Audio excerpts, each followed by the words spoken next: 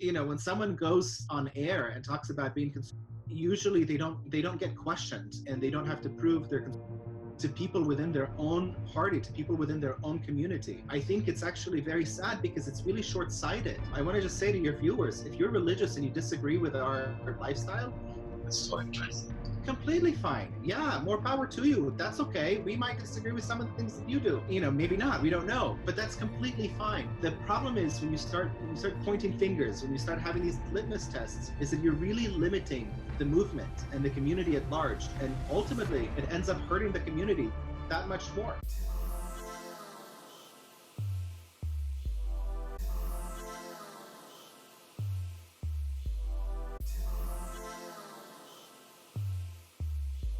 Hey guys, this is Two Classy Gentlemen Podcast. I'm David, and on the show today, we actually have two interesting guests on today. They actually are drag queens. Thank you for coming on the show. And before we actually do get started, can you guys tell us a little bit about yourself and where they can find you best on social media? Absolutely, yeah. So my name is Ariel. I'm Zane. And we are two drag queens that really just believe in freedom and the ability to express ourselves, which is very difficult to do in our industry. But you could find us on all of our social media, which is House of DMaaj, DMaaj. And then just look us up everywhere. Or you can also find us on our individual social medias, Zane DMaaj and Ariel DMaaj. All right, sounds good. That will all be in the description down below, guys, for you guys to go check that out. And I guess we can hop into it and basically hit the elephant in the room right off with it.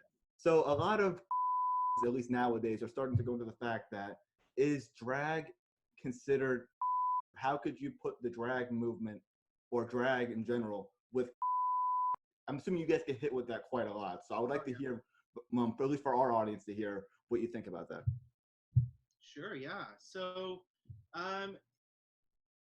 when it comes to being and the movement in general, it's all about individuality. It's all about personal responsibility. It's all about the pursuit of happiness. It's about our constitution. And when it comes to being drag queens, there's different kinds of you could be a religiously person, you could be a constitutional, you could be a social, financial. So when it comes to us, we are very open. We believe in individual freedoms. We believe in the freedoms to express ourselves. We believe in the pursuit of happiness. And that is very much aligned with the movement. Okay, and again, I'll play devil's advocate for the sake of it. People would say that's a lot more libertarian type viewpoint, where they're saying like a lot. Okay, the basis that I've heard and seen a lot lately has been very traditional, very family oriented, very traditional structures from, basically you can basically say 50s and 60s type family structure in a sense. So the people in that sense would be like, this, I don't see being that. So, again, that's, like you said, that's social, but again, a lot of people as that, and they see what you guys are doing as the libertarian side movement. If you take away the makeup and the dresses and the wigs and the jewelry, we're very much in line with, we're both non-religious, we're both atheists, which I understand might not be considered in some circles, but the reality is that when it comes to in the US, historically, it's always been about personal freedoms, freedom of religion, and freedom of expression. So, what is considered up until recently, I would say the 60s, more so through the 80s, which is the traditional nuclear, family of a father and a wife and, 2.5 children. That is no longer really the model of the way that the American society is moving forward. So if anything, maybe we are not in line with the 50s or the 80s, but I think that we are the future of because when it comes to people's right to worship, even though we are atheists, we would fight to the very end to allow people to worship for whoever they would like. And that includes also living your life the way that you would want to live, whether from a religious perspective or not. And so I actually think it's very much in line with values.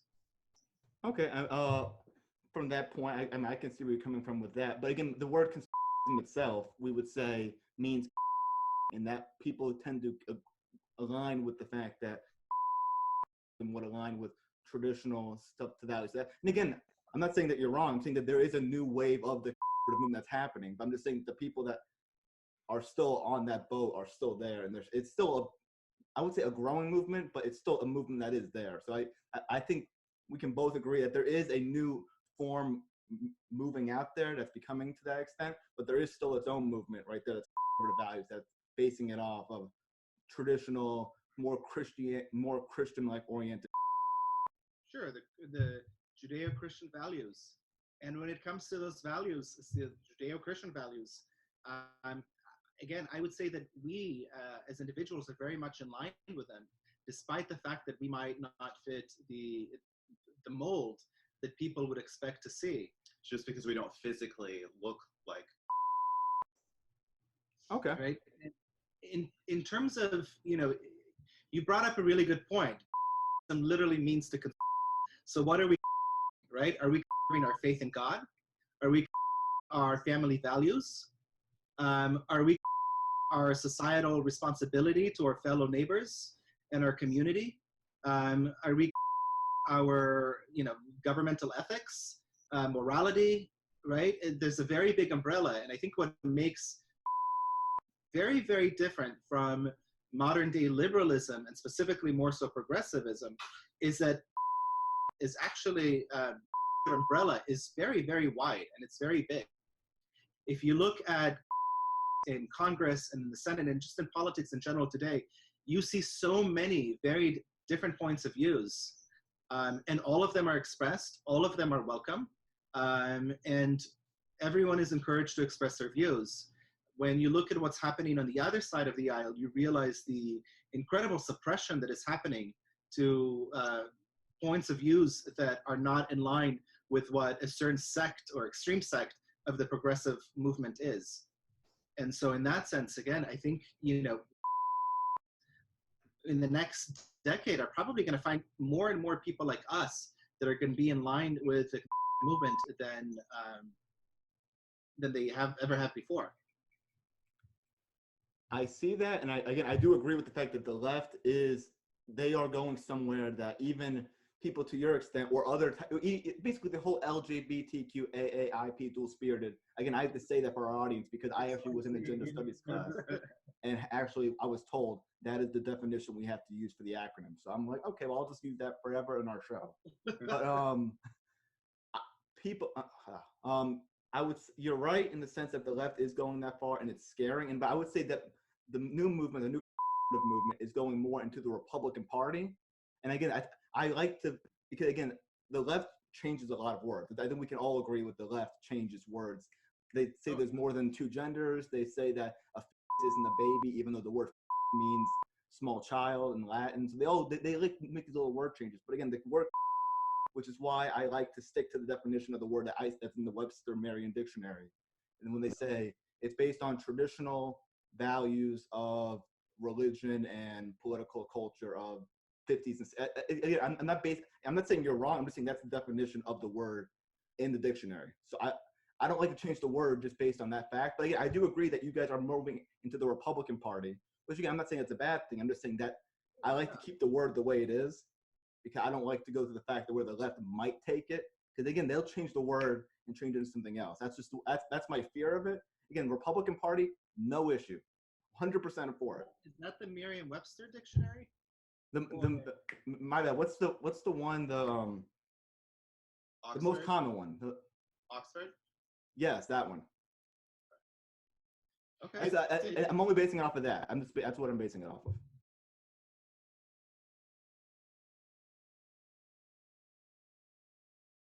It's interesting you're saying this. I can speak from my own personal experience. I was homeschooled my whole entire life. I was raised in a very religious Christian Jewish family. So when I told my parents that I was doing drag, of course they were not accepting of it. They do not consider it values. But politically, socially, fiscally, everything else we agree upon. But the act of drag or dressing up, I mean, I don't see the difference between us and, say, like a Disney character or a clown or a mime or. Yeah, actually, that's a really good point. Anything else. I don't know if someone that's a clown, as you know, as their job, if they identify as, would they be then not considered because they also played dress up? Is a Disney character at Disney World would not be considered because they play a character? I would say that in the extent, and because again they're acting at that point, and are you guys acting as to this extent, or I mean, is this a life? These are characters. This is who we are. Well, but I guess my question is that did you guys choose to be drag? That's my question. We chose to be drag in the same way that someone chooses to be an actor, or in the same way that someone chooses to be Dresses up as a lawyer Cinderella. or a doctor, and they have to wear, you know, their uniform, whether it's to court or to the hospital, or dressing up as a Cinderella at Disney World. There's really no difference. The only difference is, I guess, the psychological aspect of it, of people who are not used to seeing people play with genders. You know, that is really the only difference. It's just the psychological and mental acceptance of what we do. But the reality is, drag has a very bad connotation because of today's popular pop culture. But, you know, drag has always been political. Drag queens historically have always, and drag queens, drag kings, you know, have always historically helped their community and been very, very involved. And, you know, take the wigs off, take the dress off, take the jewelry and the makeup off. You would not be able to tell us apart down the street. And I don't think, you know, I don't think anyone would question our had they not seen us in drag. Understood. I completely understand. And again, that's why I had you on the show, that I could further understand what's going on with the movement. But again, my question would be is that, so my issue with the fact is that when you make it into the movement, like I'm a drag queen, not just like again, a lot of people like, I'm not going to say I'm a white, I'm not a Christian, I'm saying I'm a, which is that what, it's the identity politics involved, and then putting a thing on the word. That's sort of where I get it at, and so where some other people get it at. If you keep it to I guess it's almost like if you keep it to yourself, people don't really have that much of an issue with it, especially in the movement. But when you start promoting it, and then people being put on more of a pedestal because they're doing that certain thing, that's where they start to be like, well, now they're promoting drag queens for the movement, like promoting it, like, hey, you should do this, sort of almost like being pushed upon them. I'm not saying that that's what's going on. I'm saying that, but people can see that's what happens. You know what I love about this? I love because we all three of us are having a conversation. We're having open and honest dialogue about this issue, which is wonderful. Yeah. It's fantastic. So, you know, and we really do not get offended. So you can speak as openly and as candidly as you'd like. One thing I would say is, you know, when someone is think of Rush Limbaugh. Rush Limbaugh doesn't consider himself just a he's a talk radio host, right? He's a radio host. You think of, I don't know, Sean Hannity, right? He's not just a individual, he's a media person, right? So when it comes to us, you know, when we're out of drag, we're just, sometimes I identify as a Jew, sometimes as a gay male, you know, it just really depends on the situation. But, you know, when someone goes to on air and talks about being, usually they don't get questioned, and they don't have to prove their to people within their own party, to people within their own community. And I think it's actually very sad because it's really short-sighted. You know, I want to just say to your viewers, if you're religious and you disagree with our lifestyle, it's completely fine. Yeah, more power to you. That's okay. We might disagree with some of the things that you do. You know, maybe not. We don't know. But that's completely fine. The problem is when you start when you start pointing fingers, when you start having these litmus tests, is that you're really limiting the movement and the community at large. And ultimately, it ends up hurting the community that much more, right? Because the idea is that need people like us to come out and vote. And we as need people like us to come out and vote. And when you look at what's happening today with popular culture, and you see all these drag queens who are, gyrating half naked on TV and, doing God knows what in front of children, that's not what we do. That's definitely not what we want to showcase. And that is why we have to label ourselves as drag queens, because we do want to break the mold. We do want to make a difference. And we do want to bring other people who are part of our community, not necessarily a community, but just part of our, LGBT, QIA, LMNOP, right, XYZ community. We want them to know that there's a different way. And if we're accepted, and if we're going to be accepting of them, they are going to have a much more open mind when it comes to some of the ideals. Yeah, and but I think we can both agree that we can all agree that people are scared, especially in the movement, that they see you guys, they go, okay, well, maybe they're not, maybe they are, they are conservative, and Lady MAGA is conservative, but they're scared of the left. They see because they're the only ones that are really promoted, and they see the left drag queens, they see Story Hour, they see all this stuff, and they're like, well, if we allow this to happen, for now, and maybe not now, maybe not a year, maybe not two, but now we could have that. It kind of, the funny thing is, it kind of reminds me of when I was growing up as a kid. Growing up in a very homeschooled, Christian, religious household, there was such a fear around gay people. I mean, it just like even being around them, you might catch the gay vibe, or you might become gay yourself. And so I just find it very interesting that now there can be gay people. And I think over time, it's also going to change as well for drag queens.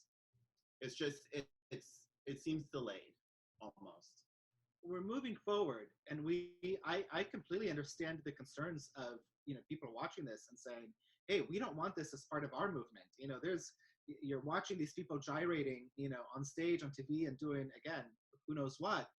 You don't want that part of your movement, right? Especially if your movement is based on Judeo-Christian values of, respecting God's will, family values, age-appropriate content, right? So that makes complete sense. And I feel like that is why it's absolutely our duty to come out as and talk to the who are scared, because they need to see that there is a different way. And if they want to stop this from happening, then I think the best way to do this is by, instead of pointing fingers at the people that they don't like, to actually point fingers at us, us, Lady MAGA, Kitty Demure, Elaine Lancaster. I mean, there's some incredible drag queens out there who are very smart, intelligent activists who are really doing a lot of good and are very, very religious as well. And they just view this as acting, as a hobby, as a passion, as art. This is art. Some people paint, we paint, just a different canvas. And so if they are worried about the type of values that drag represents, drag queens and the drag community represents, the best way to combat those concerns is with actual drag queens who represent the values that they care for. Completely get it. I understand that, and that's a great point. Now, I'll play again for the people out in the audience. I'll play it for them. So you say drag queens, and you say have them promote everything, and then listen, it's acting. It's just a job. We're doing this to express ourselves through this. Now, let's say the same thing. Now we have strippers, and it's just dancing. We're just dancing. We're just using our. So now that's where it can start getting a little bit dicey in the fact that now we're promoting strippers because they're and look, they strip, but it's just a dance. That's all. It's just a job. That's all it is.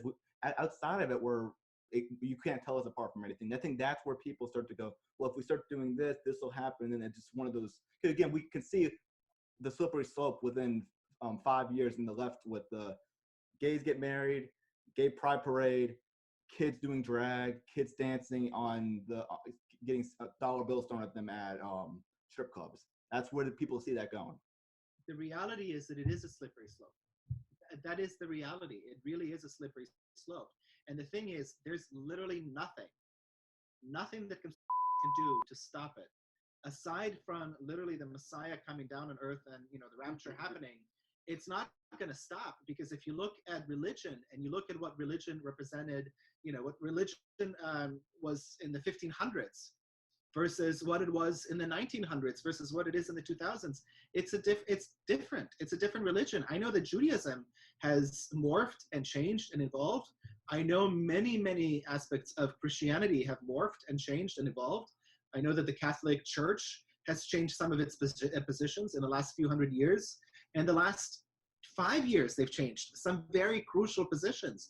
And I know a lot of people are very angry over it. But the reality is that history moves on, and history shows us that these things do happen. And, you know, as a Jew, I find that really fascinating, because, you know, as a Jew, I believe that literally everything, you know, everything is already written. Everything is, you know, kind of decided by God, if you will, right? By the Jewish faith. I'm not a religious person, but if I were, that would be what I would believe. And so the idea that everything is decided by God already, all of these, all the morphing that we do as a society, the evolvement that we go through as a people, it's not stoppable, right? You can't stop it. So the best way to actually tackle it is by trying to morph history in your direction. And so when you deny something, that's going to happen whether you deny it or not. It's going to have a much greater impact on your life, and more so a negative impact, than if you maybe not fully embrace it, but at least be open to it so that you can welcome it into your community and then actually have it, you know, ebb and flow in the direction that you would like it to go. If we had more drag queens that are like us, like Kitty Demure, like Elaine Lancaster, like Lady Maga, I don't think that would have as big of an issue with drag as they do today, because of the representation that they've seen in the media. I see that, and again, I at some point I agree with that, and at some points there is still a group nonetheless that is going to be saying it's not.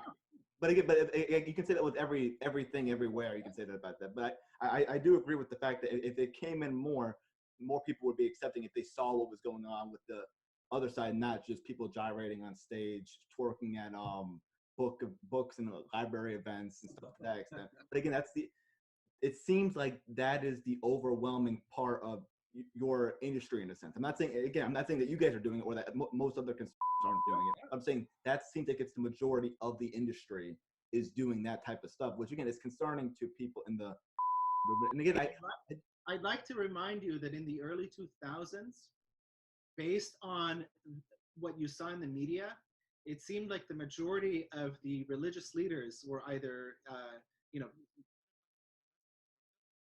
and that was certainly not the case, right? That was just few bad apples that unfortunately were way overrepresented in the mainstream media. And so if you're watching this, if you're listening to this, if you're concerned about what's happening, the best way to change the narrative is by being more inclusive and including within your midst people like us, people who are different. Because the reality is that even among evangelical Christians, the majority of people my age and younger, right, millennials and younger, support us. They support LGBT rights. They would support us. Those are just facts. Those are just factual statistics. So if the older generation or the minority within the younger generation wants to have a say in how their world is going to be shaped around them, the only way to do it is by including people like us at the table and having a conversation and making people like us an example, right? And I'm not just talking about us. I'm including all of the people within our movement, including us in the conversation and making us an example as opposed to the other people. Because I think the best way that the Christian community tackled, you know, really the terrible years of, you know, 2005 to 2010 was by all of a sudden having all these incredible people who were brought up as examples to the Christian community and the world at large. And, and people stood up and said, the people who are doing these horrible things, they are not a representation of who we are.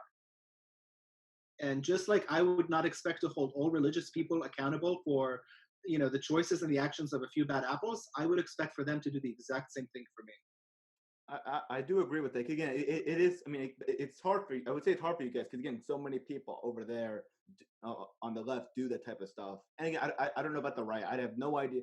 I'm not that well versed in drag, so excuse me for my being naive on that fact. I don't know what the right does with it. I'm assuming a lot of them are like you, so I'm gonna give that benefit to you guys. You guys seem like great people. So again, I know you guys are probably. I'm assuming you guys are pro Second Amendment, pro Constitution, pro life, up to that extent. So I'm assuming sticking with the values. It's just that people, when they see the outward appearance, they go, "Huh." It's one of those first like. And again, people go, "Well, prejudice." Prejudice is not a bad thing. It's just a thing that everybody has. They see it and they go, "Oh." They go, "That's different." It's inevitable, and everyone is prejudiced to some extent. But the reality is that their prejudiceness says a lot more about them than it does about us, right? We might be gay.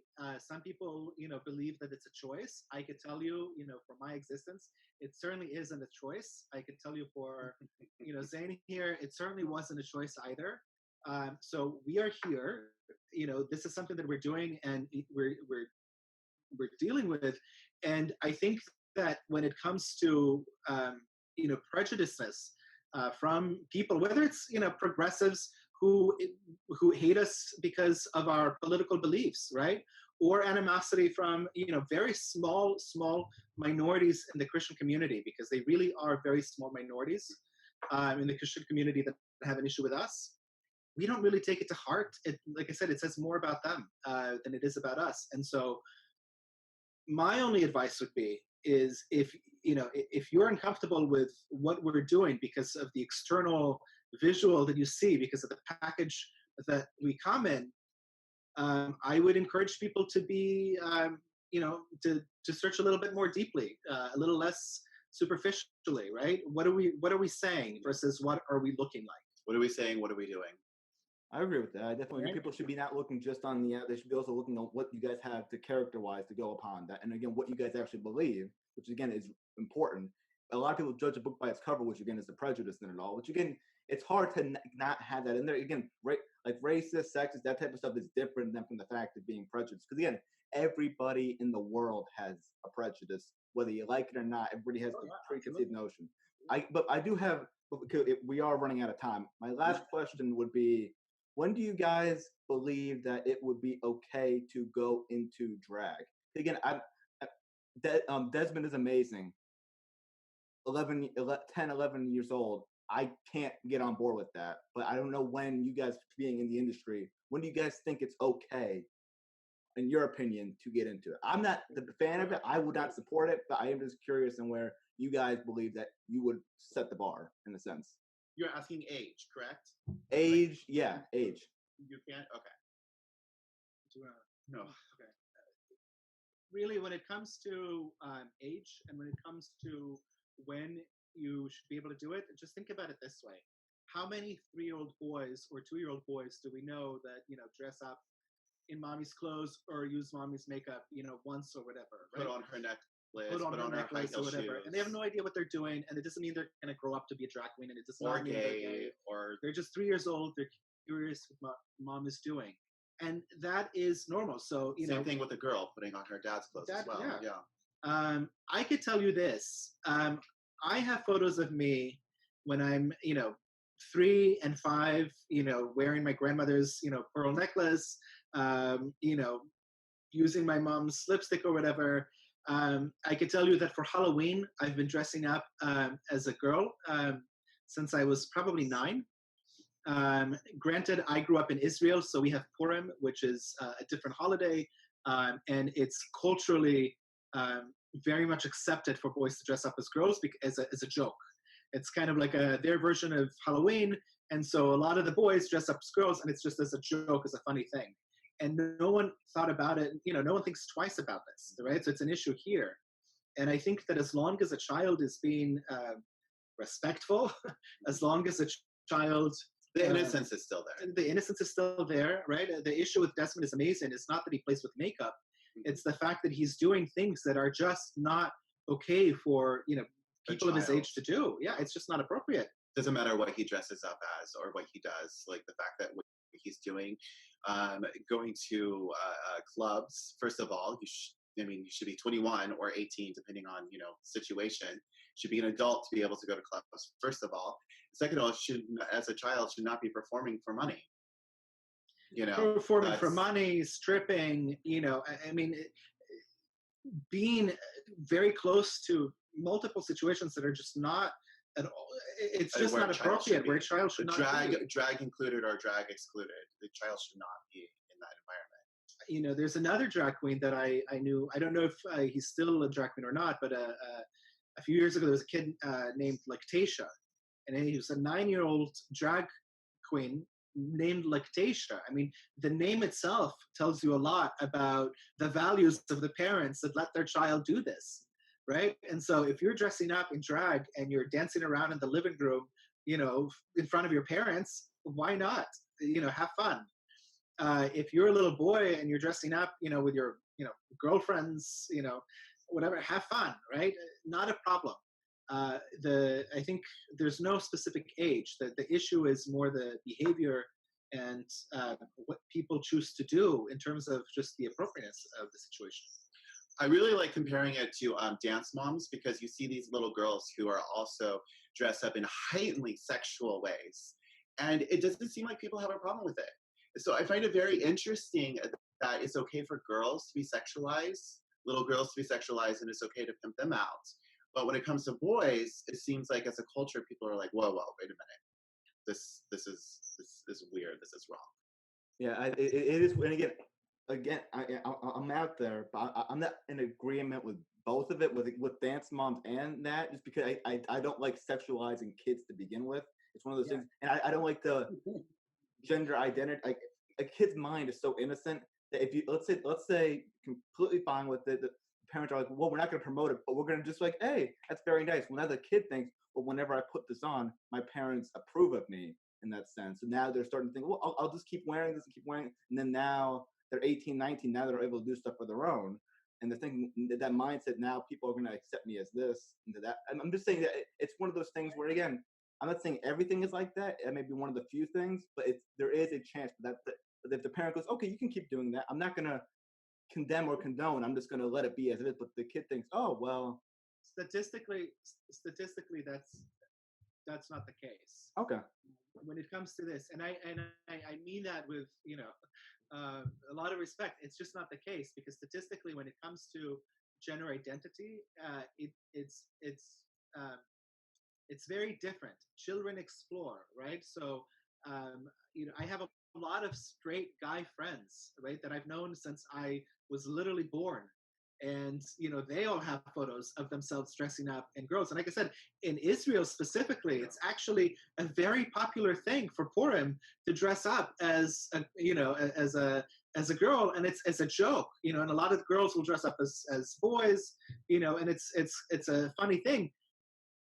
But in Israel, these boys don't actually end up growing up to being drag queens, right? That doesn't happen. So a lot of it is just, it's more so our personal feelings that we're pushing onto, our children and people around us. And we think that the outcome is going to be this way, but it's just statistically not the case. Okay. Well, again, it is always good to bring up stats. And again, I understand where you guys are coming from. I don't necessarily agree with everything, but again, I am glad that we did have a conversation, because I think it needs to be had out there. I've been seeing a lot of it, a lot of stuff going on in today's culture, left, right, indifferent. Everybody's has their own opinion of this. So I am glad to have you two on, at least to have it on the side. Again, I don't think a leftist drag queen's gonna come on. Again, more than welcome to, guys, if you're out there. But I don't think it's going to happen. So again, I do appreciate you guys coming on. And before we do finish, where is the best place to find you on social media? House of DMaaj. YouTube is our best. YouTube. We're very active on TikTok. YouTube is probably our best. YouTube and TikTok are our best platforms, but you can find us on Instagram, everywhere. Facebook, yeah.